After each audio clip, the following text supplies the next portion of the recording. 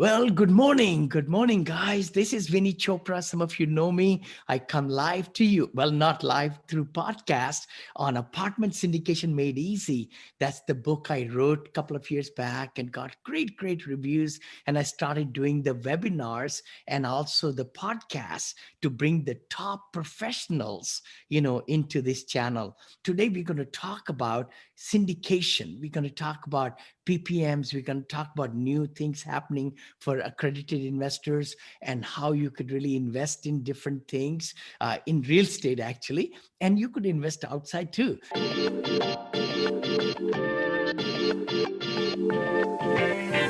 And my good friend is back, Nick McGrew, who's welcome back, Nick. I know you've been on the show before also. I would love to kind of, share with you that, Nick received his Juris Doctorate degree from Pepperdine University School of Law. At Pepperdine, Nick's focus his studies on business, entrepreneurship, and real estate, and took classes from the world-renowned Stratus Institute of Dispute Resolution, as well as Jeffrey A. Palmer Center. I'm sure you will kind of explain all that, right? And not only that, I was so fascinated, Nick, you not only have the judicial, into the law, but you're also taxation. Yes, I do have You my got a LLM with combination that. of two, which is amazing, combination. And Nick is the owner and founder of Polymath Legal, which is a wonderful boutique company. And I've been working with Nick, many of you probably know in my circle and so on, and where he handles transactional matters in the areas of real estate and business. He holds active bar licenses both in California and Washington State, and also holds California real estate broker's license. You got everything here, Nick. Welcome back. Welcome Thank back. you. Yeah. Always good to be back. Always great to talk with you and to see you. No, I'm so excited to tell us a little bit more about some new developments happening in the SEC, regulations and things and so on. I know accredited investors' language kind of changed just recently, and what might be coming also with paying to raise money. I'm really looking into. I know I've read about it and heard about it quite a bit, but where all these new changes are going and what's your opinion about them and so on. Hey guys, this is some episode you don't want to miss, and please share, like, comment, and share this episode with all your circle of friends. Thank you, Nick. Yeah, buddy. Yeah, there are lots of breakthroughs kind of coming through the SEC, which overall I think are pretty good. I think that they've kind of commented when they're making their recommendations, is they said, look, how we've been doing things, it keeps a lot of people out of the ability to raise capital for their ventures, just because the rules as they were set up and still kind of are set up are for more larger enterprises oftentimes, or more institutional type situations. And so thankfully they seem to be aware that, yeah, these rules that we have, they work for some levels, but they're keeping a lot of people out of the game. And so in the last couple of months, we've seen, at least in my opinion, a couple of good breakthroughs that kind of make it a bit easier or open up the ability for people to get funding for their projects. So you mentioned one about the accredited investors. Yes. So this is one that I will say wasn't quite as groundbreaking as we would have liked to see. Now with that, the SEC themselves said, look, we realize that we are expanding this definition, but we also realize that it's probably not going to affect most people in the grand scheme of things. But yes, recently they did expand the definition of accredited investor. Some of the expansions include they create a spousal equivalent. So when we're looking for, if we're trying to qualify based upon income, there's a limit for individuals and then a limit for spouses. And so they added spousal equivalents. So essentially people that if they're not necessarily married, but they are a spousal equivalent, they can pull their funds together to qualify as well. Sure. They also added Native American tribes. And so Native American tribes, certain how they're set up, they would be able to fit as accredited investors. There were some rules that made it a bit easier for family offices. And again, though, with the family office change, it was for the individuals of that family office. So not a whole lot of helping the common man, so to speak. One that I think will open it up at least a bit, and I think it's good because it'll allow employees to get involved, is that one of the other new expansions is that they will allow a knowledgeable employee of a private fund to also be considered an accredited investor. So essentially, if there's an employee of a private fund and they have some decision-making authority, and again, it's a new law, so we haven't had a lot of interpretations yet. So we'll probably be learning in the next months, years, exactly what a knowledgeable employee is. But assuming they fit the definition of knowledgeable employee, then they could be considered an accredited investor as well. And so those were some of the expansions. And like I mentioned, as you saw, if you're not Native American, if you don't have a family office, if you're not working, if you're not an eligible employee, probably not going to do anything for you at all. Same place. But at least I like the direction they're going, because at least it shows they're saying, okay, you know what, we have these rules here, and they're not necessarily working the best or working for everybody. So let's see what we can do to try to come up with some better ways to resolve these things. So true. I was going to, I didn't do the research, but like, how many accredited investors, individuals, are there in USA? Any kind of number? Oh, you're putting me on the spot. I unfortunately don't have an idea about that. Surely. I know a lot of sophisticated investors or non-accredited investors are there, of course, and again, they have to be probably in the, those who can really invest also, not their whole life saving. One should never, ever invest all your life savings. You got to invest only small portion. Of course, diversify. We are not CPAs or or I'm not attorney or anything. I'm just saying that in my situation, my wife and I, we are very conservative people, and we feel like we need to be just investing a little bit, that if it's tied up for 4 or 5 years, holy cow, that you don't need it, for emergency funds and things like that. So did I hear from somebody that we should do series something? I don't know what it was. They said, if you want to do any course for getting to be qualified to be accredited investors without a minimum, like $1 million net worth, not counting your equity in the house, primary residence, or making 200 or 300,000 for the family, you could do some series course. What was that? Yes, very good point. I actually left that out. So that was one of the other expansions, to where essentially, if you're a licensed investment advisor or broker dealer, you might be qualified as an accredited investor as well. So if you've heard of, I forget the exact series it applies to, but it's some of the licenses like a Series 6 and Series 6. Series 6 is the number. It was in my mind too. But please, everybody, do your own research. But looks like that might be the one, right? Yeah. So those are essentially people that are already selling securities. They're licensed to sell securities to individuals and get commissions. And so to me, again, it makes sense. It's like, if we're going to allow them to sell and make money and tell other people how this investment is so good and they should do it, they at least have the knowledge should have the knowledge to understand and be able to determine if it's a good one for themselves as well. And if we think about it, that's a big part of what the SEC is trying to do. They're trying to protect the investor and consumer, and even more so with the private offering, because with private offerings, you don't have anywhere near the disclosure requirements that you would with public. And so we have these rules for private offerings to try to make sure we're still protecting the investors. Someone who's holding a series license, they should, through passing those classes and taking all that education, should be able to figure out if this is a good investment for themselves. So yes, they also would have some new opportunities as well. Excellent. And I think I really like that the SEC is the watchdog for the, on the side of the investors. And it's a very open field, very transparent field. And one should be totally giving every bit of information to the investors so that they can make the wisest decisions, because it's their hard-earned money. Now let's talk about this other thing we've been thinking about or hearing, that people can get paid to raise money for some syndicators who want to raise money. So what's what's going on in that arena? Yeah. So I'll lead off with it. It's a potentially people. Okay. So I'll take a step back, and I think we mentioned the last time. I actually am a professor, so if I have my professor hat on and I'm too teachy, just let me know. Yeah.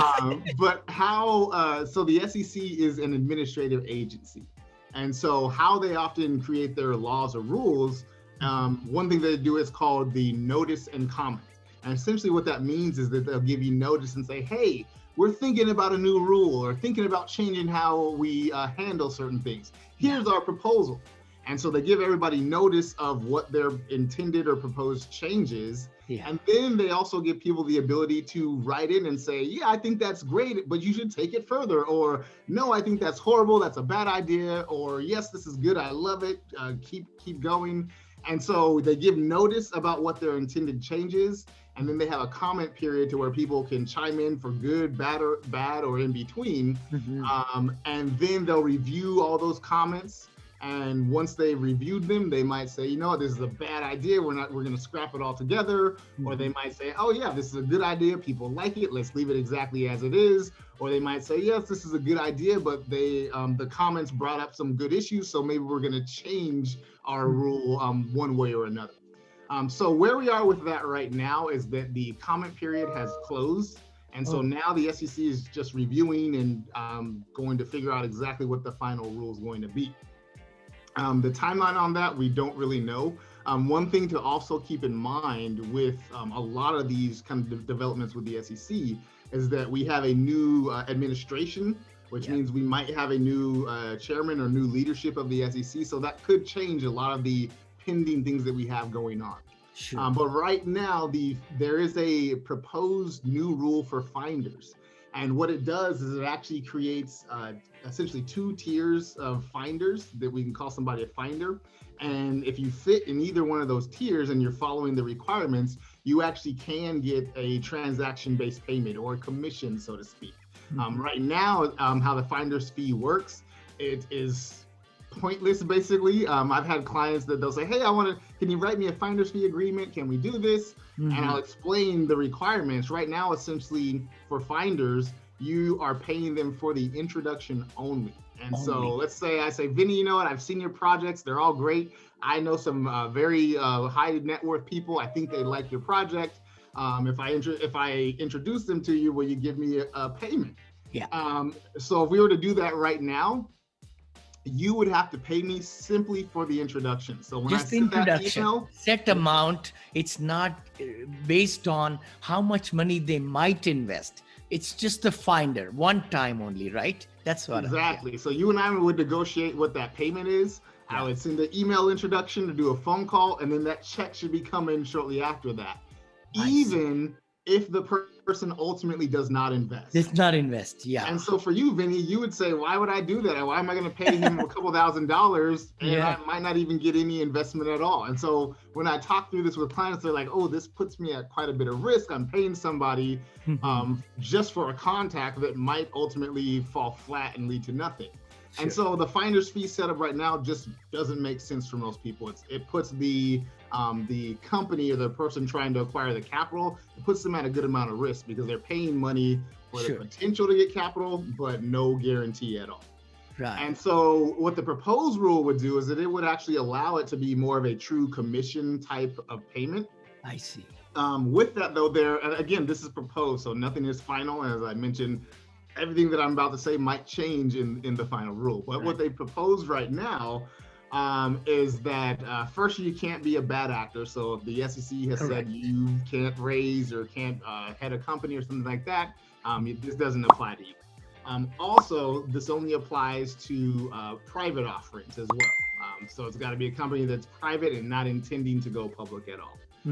So if you have that, the other thing is that it's got to be accredited, or the potential investor, the finder has to believe that they are accredited as well. I see. Okay. And so if you fit all of these characteristics, and there's a few other ones as well, but if you fit them, then you could fall under to be a tier 1 finder or a tier 2 finder. The general difference between tier 1 and tier 2 is that tier 1 would be, let's say that I say, Vinnie, I'm going to be your finder. So I might be, not salaried, but we might have a periodic payment or some agreement to where this year I'm looking for you and you only, and I'm going to be bringing people to invest in just your deal. If I do that and it's only you're the only one for a 12-month period, then I would fall under the tier 1 category. I see. Tier 2 would actually allow the finder to find investors for multiple operators. I see. But there are some more disclosures and some more requirements. Specifically, I know for sure with Tier 2, I'm not certain with Tier 1, but with Tier 2, there would definitely have to be a written agreement. We'd have to disclose what the payment amount is and when that's triggered and things like that as well. So those are some of the highlights of the proposed rule.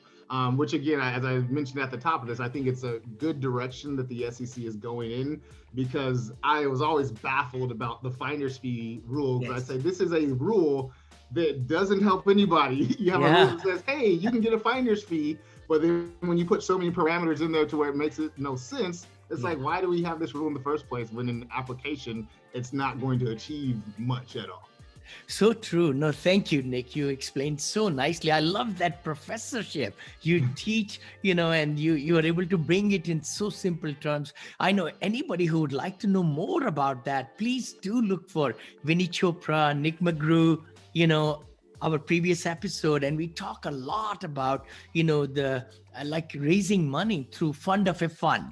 I know we spend a lot of time in that, which is a very good way and very sound way, to do fund of a fund, where the person who's raising money for you is the issuer. He's the issuer and he's working with his own investors that he has built relationships with. That way, they're able to rely on that person or that issuer or syndicator, let's say, right? Yeah.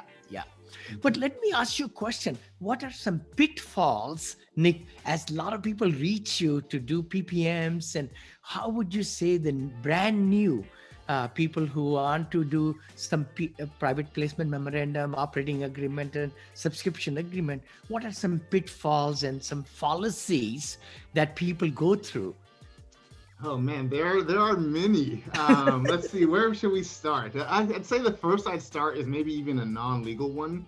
A lot of people don't realize I guess for lack of a better word, the cost, and I don't mean necessarily monetarily, but the cost involved with running a fund.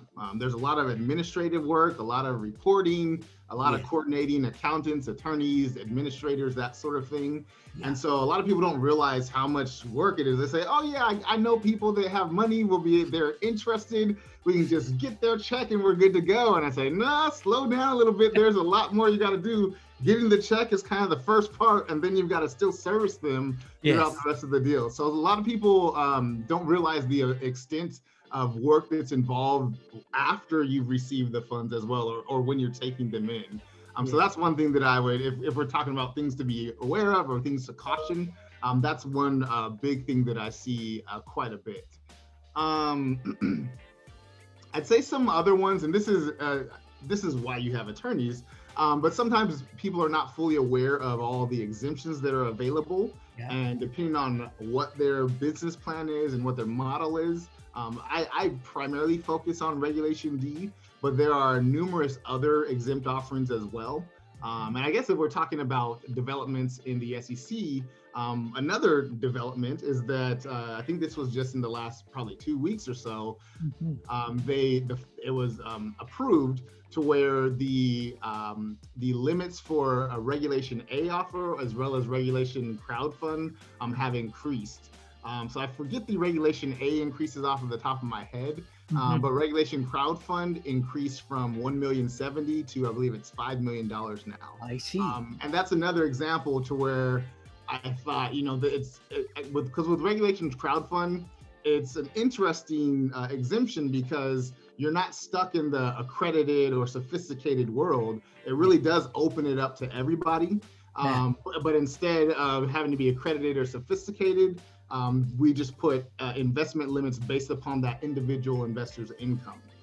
But it could be an attractive exemption because it does allow for some solicitation. It also does allow, as I mentioned, since you're not stuck with accredited or sophisticated, it allows a bigger pool of investors. Yeah. But when I would walk through this with clients, particularly with real estate, the cap of $1,070,000 was a problem because if you're, obviously you can find deals that are lower than that, but if you're syndicating, a lot of times you're looking at a deal that's a bit more substantial than that, and the capital raise you need would be higher.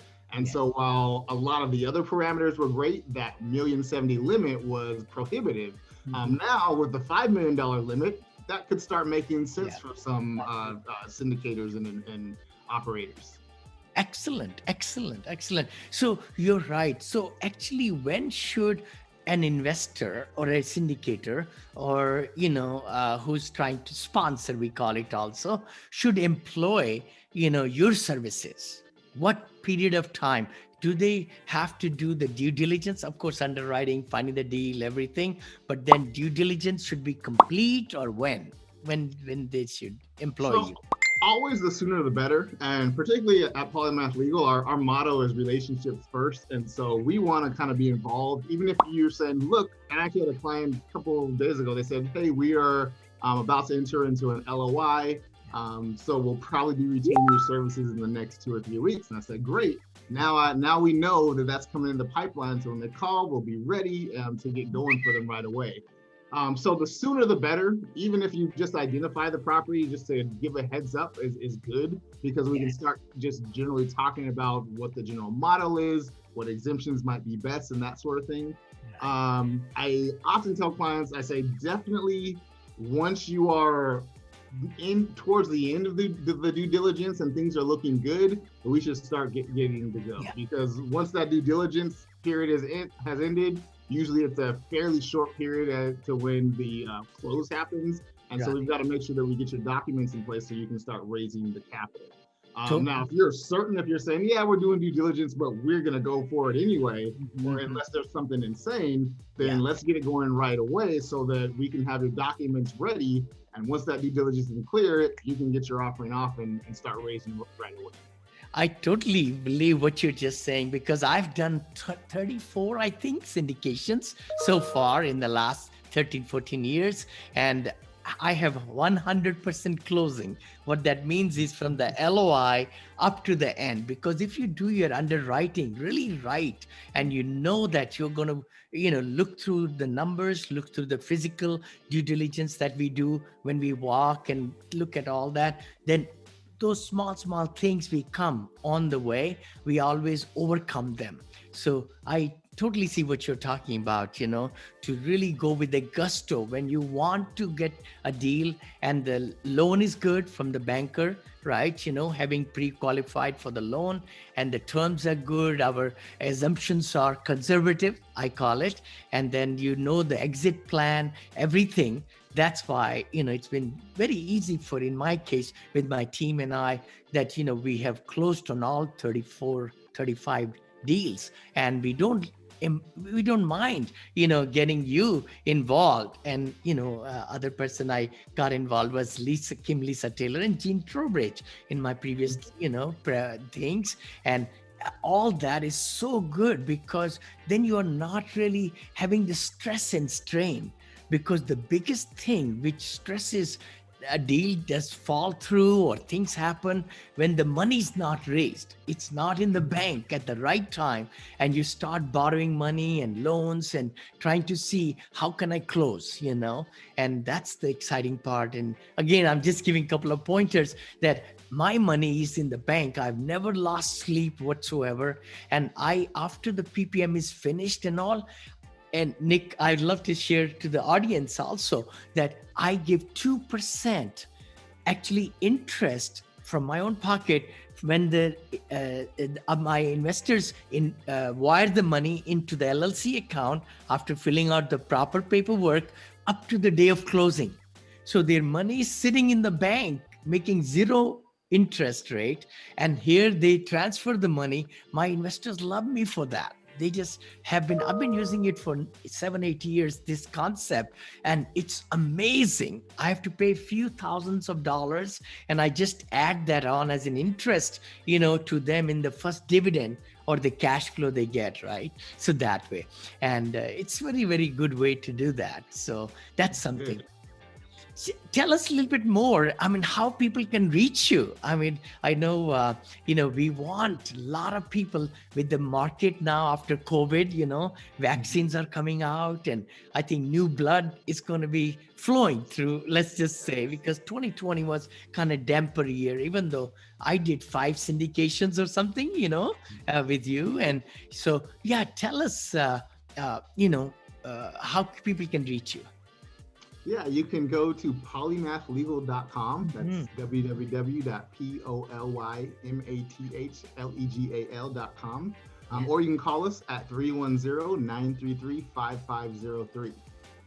I love that. Love that. We'll put it in the show notes, guys. And also, we might put also the link to the last interview that I did with Nick. And I know you have come and taught in my mastermind also. I really appreciate you. And also, we've been on the Vinnie and Bo show. So if you could just Google, Vinnie Chopra and Nick McGrew, you will come across really gold nuggets that, Nick has really put together.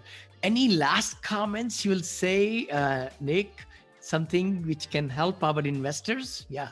It's probably not even the most parting of a comment, but I'd say the one thing that you hit on just a few moments ago about underwriting, when we were talking about what are some other big issues. Yes. And you said, when you have 100% closing because your underwriting is conservative and has some flexibility. And I'd say the underwriting is another big issue that clients run into. Is we hope that everything goes great and perfect, but we want to make sure that we've underwritten it to where, because unfortunately things don't go great and perfect, as 2020 showed us very, very clearly. And so we want to make sure that we underwrite it to where we hope things will go perfect, but if things don't go perfect, which there are going to be some things that don't, we want to make sure that our deal can still survive and thrive and grow and be strong. And so I loved when you said you guys underwrite conservatively and you plan and anticipate that, there's going to be small things that aren't quite right, because that's how the world works. As much as the best laid plans always still have some issues. And so we want to make sure that our underwriting is incorporating those problems or potential issues, because they're going to come in some form, maybe even not the ones that you anticipated. Sure. But if you've anticipated that, not everything's going to be perfect, when those imperfections come, your deal hopefully will still be able to be strong and move forward. Excellent. I wanted to also mention, I know you and I are working on a big fund, which is a 506C fund. It's a blind fund because of my track record and everything like that, diversification. Would you say some few things to our, listeners and watchers? What are the pitfalls or good things, pros and cons of having a fund, 506C fund? Yeah, so at least from the investor standpoint, I'll start with the cons first. Some cons are that you don't particularly know which assets you're buying into. If we're doing a direct syndication, you get the pitch deck, it's looking at one specific property, you can see its history if it's already a performing asset, and you can vet that individual asset, and instead of having to go off of pure assumptions, you can have a lot more concrete data to go off of. Whereas with a blind pool, you don't know what exactly that pool is going to invest into at all. So you're not able to say, oh, I like that asset. Yes, I'm with it. Your money's in there. And whether you're with it or not, your money is going to be part of that. So that's one con. But I'd say one huge plus is that you get a lot of diversification. Yeah. If you're doing a direct syndication, and let's say that you invested into an apartment building that's been doing very bad during COVID, that investment's going to be bad and you're not going to have returns. Whereas potentially if you were in a blind pool that maybe invested in that apartment, but also invested in 10 other ones, there might be 2 or 3 that are doing bad, but there might be 7 that are doing great. And overall, you're still getting a solid return. So it allows for a lot of diversification with very passively, without really any work at all on the investor. As you mentioned, though, you have the track record, and that's a lot of what the investors are truly investing in. Is they're investing in the operators of that blind pool, because they're saying, we think that based upon what they've told us, what their plan is, and hopefully based upon their history, that they're going to be able to make good upon that plan, and we're giving them our funds and we're trusting them to do that. But yeah, I'd say the big con is that you don't get to choose what you're investing into specifically, but the plus is that you're diversified quite a bit. So hopefully your risk in aggregate will be a bit lower. Thank you. Thank you. Nick, you're always bundle of energy and a lot of great nuggets that you give to our audiences. Thank you so much for taking time to be with me this morning. And hey guys, if you like the content in this podcast and other podcasts, as you know, in my channel now, we have 4 or 5 podcasts. We are funneling them into the same iTunes, from Vinnie and Bo's show, from the Innovative Investing in Senior Living show, my motivational Mr. Smiles motivation. Also, then this one with the apartment syndication made easy. And all these, if you like the content, please subscribe to it and give us a 5-star rating so that we can rise up, higher in that. I think we hit 60,000 downloads or 70,000 downloads, which is amazing. And, for just a small podcast. So thank you so much. I appreciate that. And again, the new books that I'm writing and my teams are writing, the first one, the second one, the third one on senior living investing is coming out. Then another one is coming out, and so on. So thank you so much.